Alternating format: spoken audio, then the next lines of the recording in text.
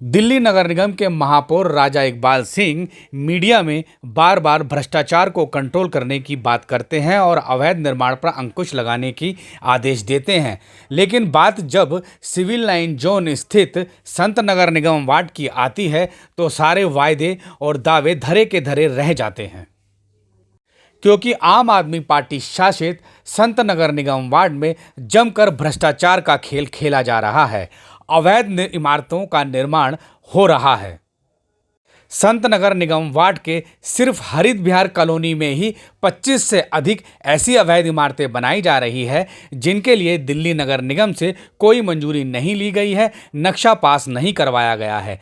5-5 मंजिला यह अवैध इमारतें खुलेआम और धड़ल्ले से बनाई जा रही है, लेकिन यहाँ का निगम पार्षद हो या एमसीडी के अधिकारी इन अवैध निर्माणों को रोकने के लिए कोई भी कानूनी कदम उठाने को तैयार नहीं है। हालांकि खानापूर्ति करते हुए MCD civil line zone building department के अधिकारियों द्वारा इन सभी अवैध इमारतों को लिखित नोटिस जारी किए गए हैं, लेकिन वह नोटिस फाइलों में रखे हुए हैं। उन नोटिसों पर कोई भी कानूनी कार्रवाई नहीं हो रही है और इसीलिए संत नगर निगम वार्ड का हरित विहार ABCD ब्लॉक में कई अवैध इमारतें दिन पर दिन बनाई जा रही है और एमसीडी के अधिकारी खामोश है। खसरा नंबर 15/8 गली नंबर 4A ब्लॉक हरित विहार में अवैध इमारत को 19/9/2025 को एमसीडी ने नोटिस भेजा था। खसरा नंबर 18/21 गली नंबर 2A ब्लॉक हरित विहार को 30 मई 2025 को नोटिस भेजा गया था। खसरा नंबर 17/2/2 गली नंबर 2A ब्लॉक हरित विहार को 30 मई को नोटिस भेजा गया था। खसरा नंबर 15/12D ब्लॉक गली नंबर 4 हरित विहार को 6 मार्च 2026 को नोटिस भेजा गया था।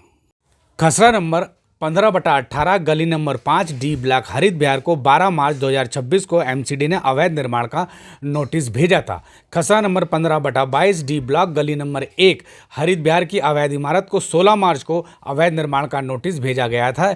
इसी तरीके से खसरा नंबर 15/12 गली नंबर 4D ब्लॉक हरित विहार की इमारत को 6 मार्च को अवैध निर्माण का नोटिस दिया गया था।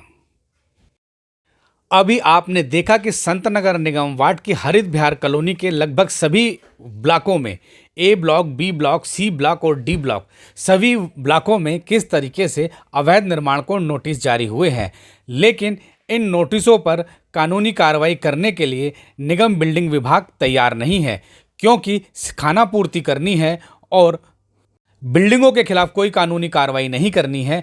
इसीलिए अपने आप को बचाने के लिए वरिष्ठ अधिकारियों की डांट फटकार से बचने के लिए एमसीडी के बिल्डिंग डिपार्टमेंट ने खानापूर्ति कर दी है। सभी बिल्डिंगों को नोटिस जारी कर दिए हैं और यह सभी नोटिस मैंने अभी आपको दिखाए। लेकिन बात जब अवैध निर्माण को रोकने की है तो कहीं भी अवैध निर्माण नहीं रोका गया है।